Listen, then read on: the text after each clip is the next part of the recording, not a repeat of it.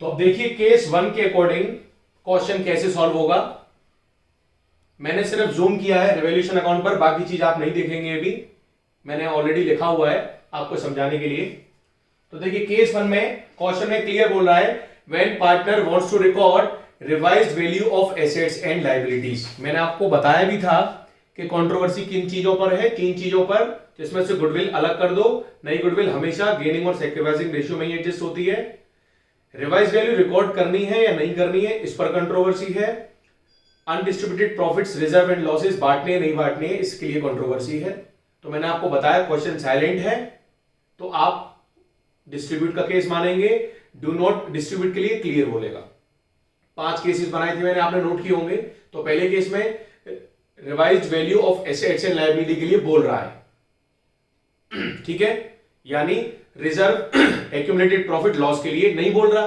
तो जब reserve accumulated profit loss के लिए क्वेश्चन साइलेंट है कि इनका ट्रीटमेंट क्या करना है, तो हम क्या करेंगे, उनको भी पार्टनर्स के ओल्ड रेशियो में बांट देंगे। ये मैंने आपको प्रीवियस वीडियोस में भी शेयर किया है। तो देखिए सबसे पहले हम केस नंबर 1 में रिवॉल्यूशन अकाउंट बनाएंगे, और रिवॉल्यूशन अकाउंट बनाएंगे तो as per the adjustment given building की वैल्यू बढ़ रही है तो यहां पर लिख दिया 25,000, स्टॉक की वैल्यू कम हो रही है तो यहां पर लिख दिया 5,000, वर्कमैन कॉम्पेंसेशन का जो क्लेम है वो 10,000 हो गया है। ऑलरेडी हमने बैलेंस शीट में कितना दिया हुआ था, 5,000, तो 5,000 ऑलरेडी हमारे पास रखा हुआ है, 10,000 अब हमको देना है क्लेम, तो कितनी लायबिलिटी बढ़ गई, 5,000 की।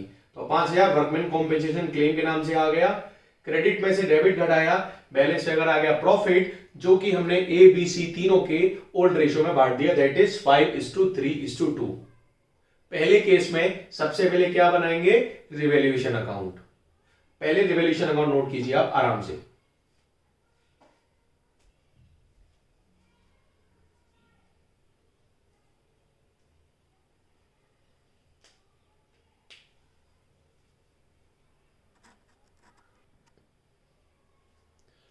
रिवॉल्यूशन अकाउंट बनाने के बाद हम सीधे आ जाएंगे वर्किंग नोट पर। मैंने शॉर्ट में लिखा WN।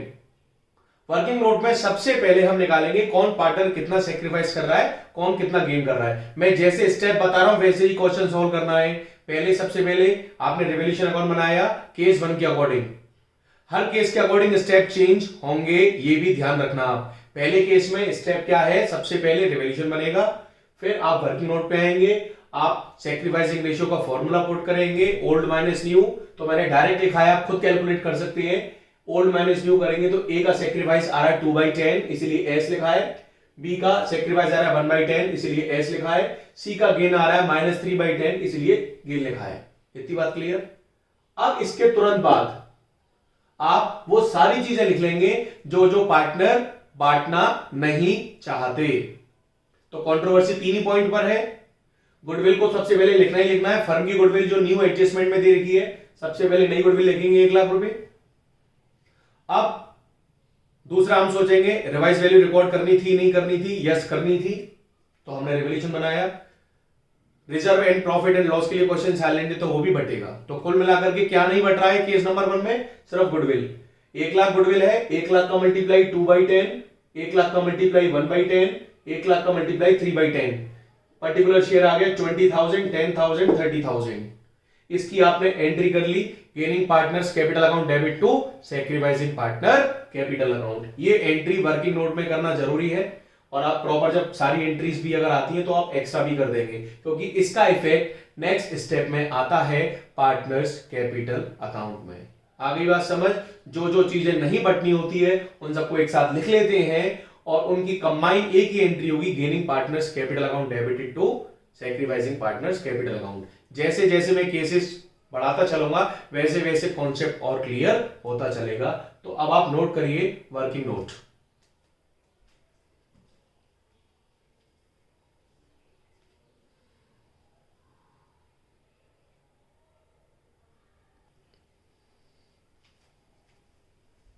नेक्स्ट स्टेप है आपका पार्टनर्स कैपिटल अकाउंट बनाना।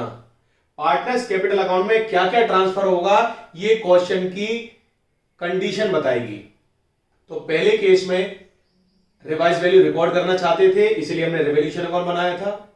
रिजर्व के लिए साइलेंट है, तो रिजर्व पार्टनर्स कैपिटल अकाउंट में ओल्ड रेशियो में ट्रांसफर होगा। तो स्टार्टिंग करेंगे, सबसे पहले पार्टनर्स कैपिटल अकाउंट में ए बी सी तीनों की कैपिटल जो क्वेश्चन में बैलेंस शीट में दे रखी थी, दैट इज 80,000, 60,000, 50,000, ये हमने बांट दी बाई बैलेंस बीडी के नाम से। उसके बाद क्वेश्चन में आपको रिजर्व दे रखा था 20,000 रुपए, ये आपने ओल्ड रेशियो में बांट दिया रिजर्व, ये आ गया 10,000, 6,000, 4,000 ओल्ड रेशियो में बांट दिया। रिजर्व के बाद लायबिलिटी साइड में प्रॉफिट एंड लॉस का बैलेंस दे रखा है 10,000 ओल्ड रेशियो में बांट दिया, यानी क्रॉस जाती है चीजें, लायबिलिटी वाली अपोजिट साइड, तो liability side left hand side होती है, तो सारे आइटम राइट हैंड में ट्रांसफर हो जाएंगे, सीधा सा कॉन्सेप्ट है। अनडिस्ट्रीब्यूटेड प्रॉफिट्स होती है ये। तो by balance BD clear, reserve clear, profit and loss clear. फिर हमने रिवैल्यूएशन अकाउंट बनाया, उसका प्रॉफिट आया, ओल्ड रेशियो में बांट दिया। जर्नल एंट्री में सी डेबिट हो रहा है तो ए और बी हो रहे हैं क्रेडिट, ये एंट्री मैंने बताई थी, तो ए और बी हो रहे हैं क्रेडिट, किसकी वजह से, सी की वजह से, हमने लिख दिया बाई सी। ए का 20,000 आ गया, बी को 10,000 मिल गया। अब डेबिट साइड की बात करें, बैलेंस शीट में एसेट साइड में पुरानी गुडविल दे रखी है, वो हमेशा ओल्ड रेशियो में ही राइट ऑफ होगी, तो 2 गुडविल ओल्ड रेशियो में आपने राइट ऑफ कर दी। डेफर्ड रेवेन्यू एक्सपेंडिचर मैंने शॉर्ट में लिखा है, प्रॉपर लिखेंगे, ओल्ड रेशियो में लिख दिया। फिर सी डेबिट हो रहा था जनरल एंट्री में ए और बी की वजह से, तो 2A 2B just like Contra entry जैसे करते थे 11 में, हमने लिख लिया। क्रेडिट में से डेबिट घटाया तो ए का क्लोजिंग आया 1,17,500, बी का आया 80,500, सी का आया 27,000। केस 1 के अकॉर्डिंग ये पार्टनर्स कैपिटल अकाउंट है, नोट करिए।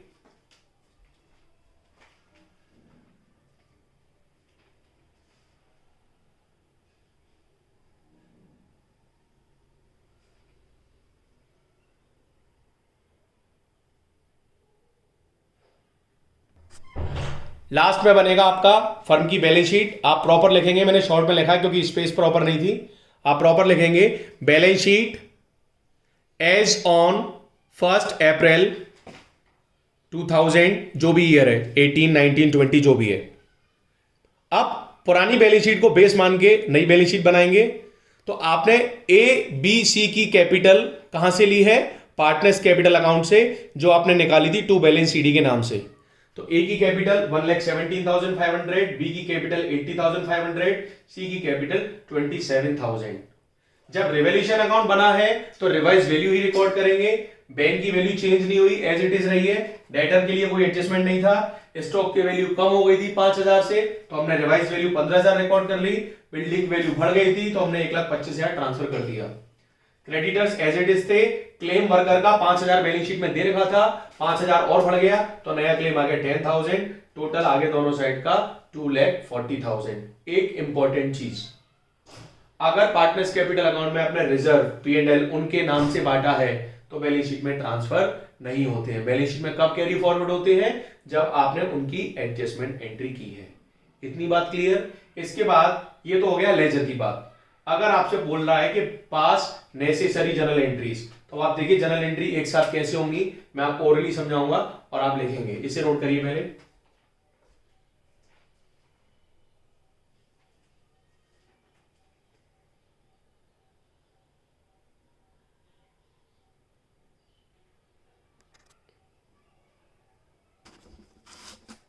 अगर हम जनरल एंट्री की बात करें तो सबसे पहले हमने क्या बनाया है, रिवैल्यूएशन अकाउंट। तो फंडा वही है, रिवैल्यूएशन अकाउंट, इससे क्रेडिट हो रहा है, इनसे डेबिट हो रहा है, तो पहली एंट्री आप लिखेंगे, मैं ओरली बोल रहा हूं, building account debited 25,000 to revaluation account 25,000, narration being revised value of assets recorded. Then revaluation account debit to stock account 5,000, revaluation account debit to claim for workman compensation 5,000, 5,000 हमने अलग से और निकाले थे, तो उसकी एंट्री क्या बन जाएगी, workman compensation reserve account debited to claim for workman compensation account 5,000। 5,000 हमने रिजर्व से लिए, 5,000 रिवैल्यूएशन से लिए, हो गए 10,000। मैंने आपको अलग अलग केसेस पढ़ाए थे, वही चीज है इसमें, वही एंट्री होगी सेम। फिर revaluation debit to A B C being profit on revaluation transferred, revaluation की एंट्री क्लियर। फिर आपने बैलेंस शीट से ओपनिंग कैपिटल ट्रांसफर करी है, इसकी कोई जनरल एंट्री नहीं होती है, जनरल रिजर्व की होती है, तो एंट्री क्या होगी, रिजर्व की वजह से एबीसी बढ़ रहे हैं, एंट्री वही है जो मैंने आपको प्रीवियस वीडियोस में भेजी है। Reserve account debit to A 10,000, to B 6,000, to C 4,000। Same profit loss की, profit loss account debit 10,000 to A 5,000, to B 3,000, to C 2,000। ये वाली एंट्री मैं कर ही चुका हूं, C debit to A to B, आप दोबारा से लिख लेंगे एज इट इज। फिर गुडविल राइट ऑफ की है तो A debit B debit C debit to goodwill, ऐसे ही A debit B debit C debit to deferred revenue expenditure. Closing balance की कोई एंट्री नहीं होती है, बैलेंस शीट के आइटम की कोई एंट्री नहीं होती है। ये कंप्लीट सॉल्यूशन है केस नंबर 1 का, नोट करिए इसे।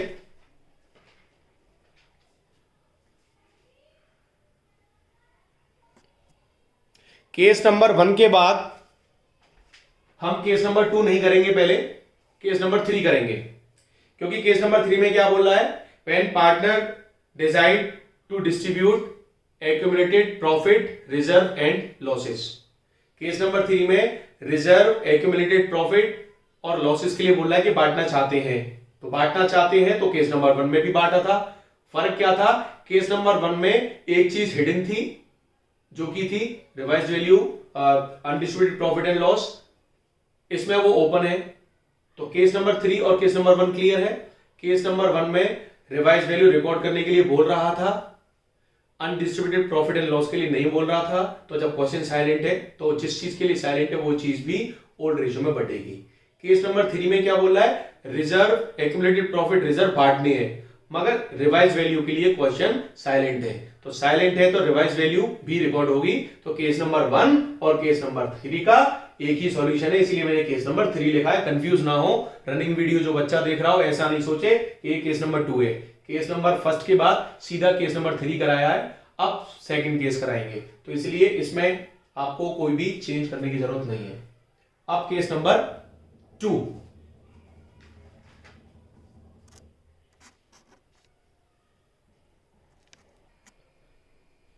केस नंबर 2 में क्वेश्चन में क्लियर बोल रहा है, partner do not want to record revised value of assets and liabilities. यानी क्वेश्चन में क्लियर बोल रहा है कि हमको रिवाइज वैल्यू एसेट्स और लाइबिलिटी रिकॉर्ड नहीं करनी है। तो जब हमको रिवाइज वैल्यू एसेट्स और लाइबिलिटी की रिकॉर्ड ही नहीं करनी है तो हम रिवोल्यूशन अकाउंट तो बनाएंगे नहीं, बट उसका प्रॉफिट कैलकुलेट करने के लिए सबसे पहले वर्किंग नोट में प्लस माइनस मेथड को फॉलो करेंगे। तो मैंने आपको प्रीवियस डिस्कशन किया था, मैंने इंक्रीज इन बिल्डिंग 25,000, यानी क्रेडिट साइड वाले सारे आइटम रिवोल्यूशन के माइनस में चले जाएंगे, डेबिट वाले प्लस में चले जाते हैं बस। तो increase in building 25,000, decrease in stock, claim for worker, कुल मिलाकर के प्रॉफिट आपका 15,000 ही आएगा, बट इस केस में पूरा 15,000 रुपए डिस्ट्रीब्यूट नहीं होगा। इसको नोट करिए पहले, ये पहला पॉइंट है, सेकंड केस का पहला पॉइंट।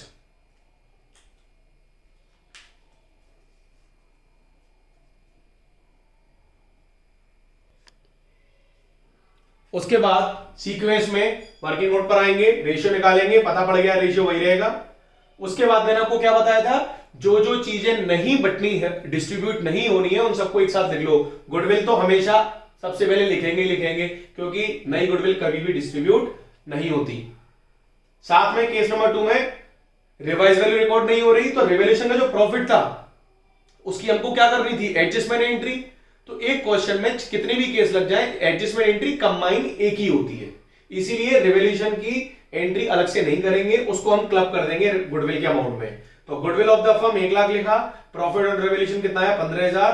अब 1,15,000 रुपए की कंबाइन एक ही एंट्री होगी, मल्टीप्लाइड बाई 2/10 ए का, 1/10 बी का, 3/10 सी का।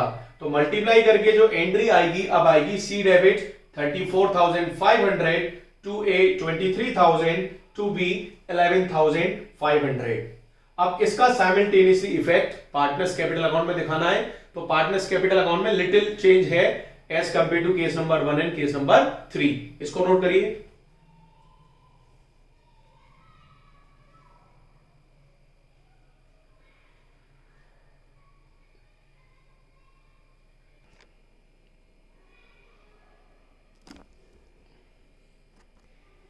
अब देखिए, हम पार्टनर्स कैपिटल अकाउंट की बात करें तो by balance BT as it is रहेगी। रिजर्व के लिए केस नंबर सेकंड में क्वेश्चन साइलेंट है तो रिजर्व भी बटेगा, जैसे केस नंबर 1 में और केस नंबर 3 में बटा है। प्रॉफिट एंड लॉस बटेगा। इस एंट्री का इफेक्ट बाई सी के नाम से ए और बी में गया, वही सेम चीज, अमाउंट फिगर चेंज हो जाएगी। टू गुडविल टू डेफर्ड में कोई चेंज नहीं है, ए और बी की फिगर चेंज हो गई, क्रेडिट में से डेबिट घटाया, अब हमारी क्लोजिंग कैपिटल में थोड़ा सा चेंज आया बस। यानी कुल मिलाकर के आपने क्या देखा कि जहां जहां चेंज आ रहा है उतना उतना चेंज दिखाना है, बाकी सारे केसेस में कुल मिलाकर के डिस्ट्रीब्यूट करने का कॉन्सेप्ट सेम रहता है। इसे नोट करिए, केस नंबर सेकंड का पार्टनर्स कैपिटल अकाउंट।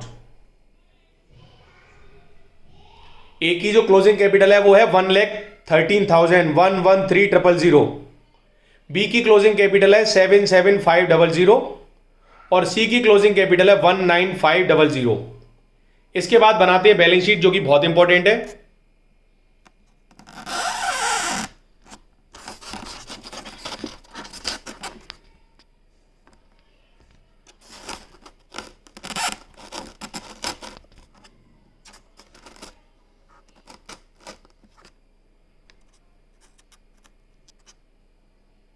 देखिए, अगर हम बैलेंस शीट की बात करेंगे तो केस नंबर 2 में बहुत इंपॉर्टेंट चीज क्या है कि पार्टनर ने रिवाइज वैल्यू रिकॉर्ड नहीं करी है, डिसाइड किया है।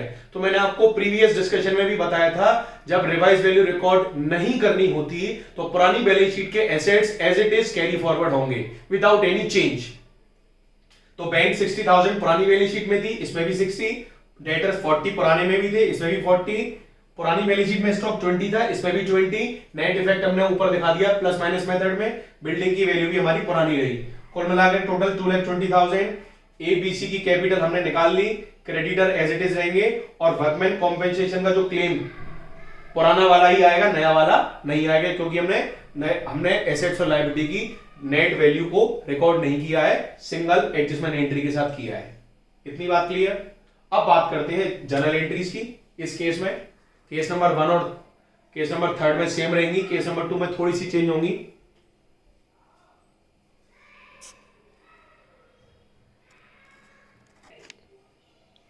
अब देखिए, जब आपने रिवैल्यूएशन अकाउंट नहीं बनाया तो जो जनरल एंट्री मैंने रिवैल्यूएशन अकाउंट वाली बनवाई थी केस नंबर 1 में और केस नंबर 3 में, वो तो नहीं बनेंगी। पार्टनर्स कैपिटल एक एंट्री गुडविल वाली मैं आपको कराई चुका हूं, ये तो आपकी सेम रहेगी। रिजर्व वाली एंट्री वही रहेगी, reserve to ABC. Profit and loss की सेम रहेगी, P&L टू एबीसी। गुडविल की सेम रहेगी, ABC to goodwill, then ABC to deferred revenue expenditure. आगे बात क्लियर। तो एंट्री आपकी कौन सी हटी केस नंबर 1 और 3 से अगर कंपेयर करें, रिवैल्यूएशन की सारी एंट्री हट गई और ये वाली एंट्री का अमाउंट चेंज हो गया, बाकी सारी एंट्री हमारी सेम रही। एंट्री आप नोट जरूर करें, मैं आपको ओरली बता रहा हूं क्योंकि मेरे पास इतना टाइम नहीं मैं लिखूं, 5 केस सॉल्व करवाने मुझे अलग अलग। आप जब भी क्वेश्चन में बोले अभी इन 5 केस का जनरल एंट्री प्रॉपर फॉर्मेट से जरूर करें। क्लियर होगी बात। Case number 1 clear, 2 clear, 3 clear. अब केस नंबर 4 देखते हैं।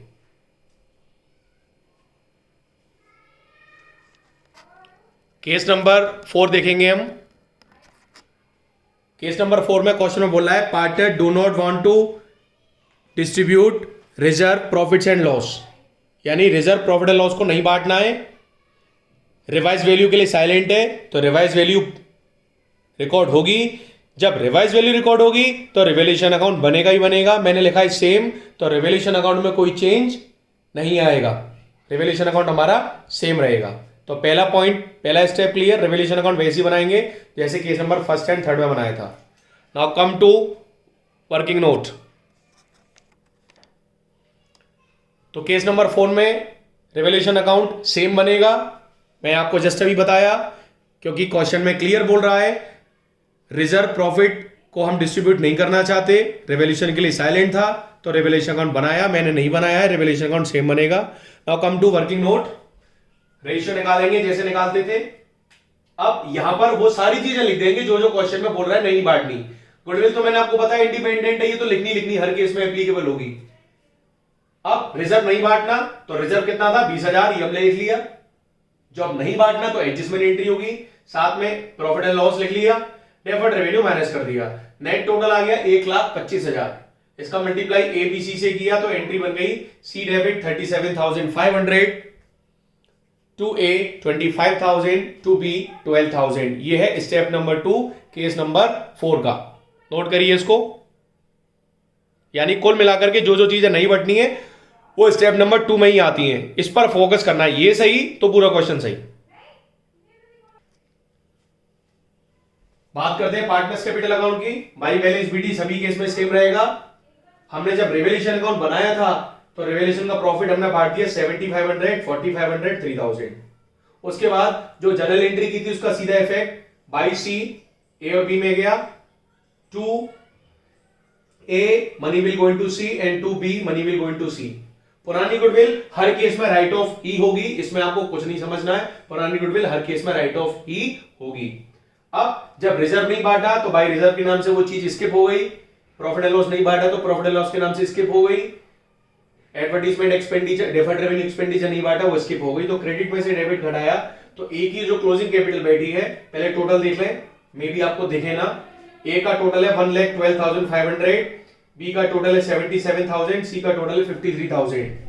ए की जो क्लोजिंग कैपिटल आएगी वो आएगी 1,10,000, बी की क्लोजिंग कैपिटल आएगी 75,500 और सी की क्लोजिंग कैपिटल आएगी 14,500।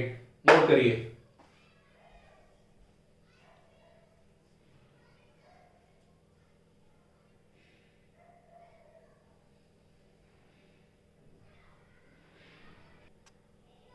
अब आ जाइए नेक्स्ट बैलेंस शीट पर। लास्ट बैलेंस शीट में बैंक में कोई चेंज नहीं था तो बैंक सेम रहेगी। डेटर पे किसी भी केस में कोई चेंज नहीं था, सेम रहेगा। जब रिवैल्यूएशन अकाउंट बनाया है तो नई बैलेंस शीट में नई फिगर आएगी उन एसेट्स और लायबिलिटी की जो चेंज हुए हैं। तो स्टॉक की वैल्यू कम हुई, बिल्डिंग की वैल्यू बढ़ गई और डेफर्ड रेवेन्यू जब आपने बांटा ही नहीं है पार्टनर्स कैपिटल अकाउंट में तो बैलेंस शीट में कैरी फॉरवर्ड होगा। ये केस नंबर 4 की कंडीशन है। एबीसी की कैपिटल मैंने निकालना सिखा दिया। क्रेडिटर आपके एज इट इज 5,000 रहेंगे। वर्कर्स का क्लेम 5,000 पुराना था, 5,000 और बढ़ गया, 10,000 हो गया। रिजर्व जब आपने नहीं बांटा तो रिजर्व कैरी फॉरवर्ड होगा। प्रॉफिट एंड लॉस नहीं बांटा तो प्रॉफिट एंड लॉस भी कैरी फॉरवर्ड होगा।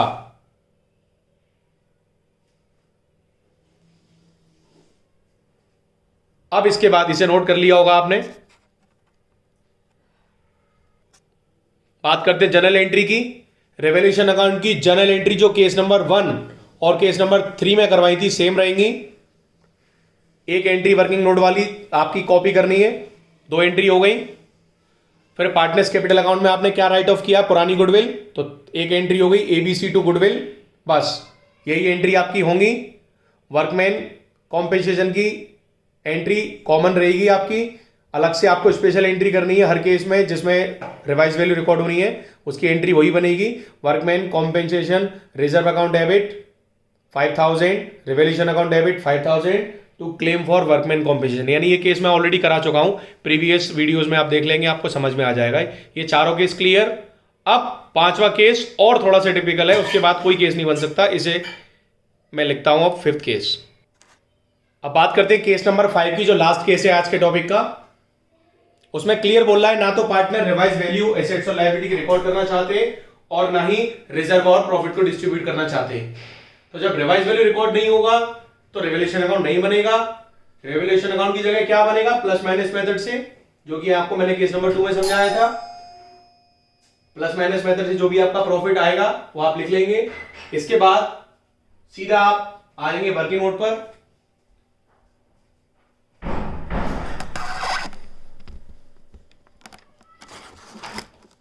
वर्किंग नोट में सबसे पहले जो जो चीजें नहीं बढ़ती हैं वो लिख लेंगे। Starting from goodwill of the firm, revaluation का प्रॉफिट 15,000, रिजर्व जो कि नहीं बढ़ना, प्रॉफिट एंड लॉस नहीं बढ़ना, डेफर्ड रेवेन्यू नहीं बढ़ना। टोटल किया नेट टोटल, तो देखिए 3 चीज नहीं बढ़नी, ना तो गुडविल बढ़नी, ना रिवाइज वैल्यू बढ़नी, ना अनडिस्ट्रीब्यूटेड प्रॉफिट एंड लॉस बढ़नी। तो जो जो चीजें नहीं बढ़नी होती है मैंने आपको बताया एक ही एंट्री होगी, तो इसलिए सबको एक साथ लिखा है। कंबाइन इफेक्ट दिखाने के लिए एंट्री बन गई C2A2B। ये है मेन केस नंबर 2 के पॉइंट नंबर 2 केस नंबर 5 का। यानी कुल मिलाकर के आपको हर बार फोकस करना है वर्किंग नोट पर। ये ध्यान में रखते हो क्या क्या बढ़ना है क्या क्या नहीं बढ़ना, इसको नोट करिए।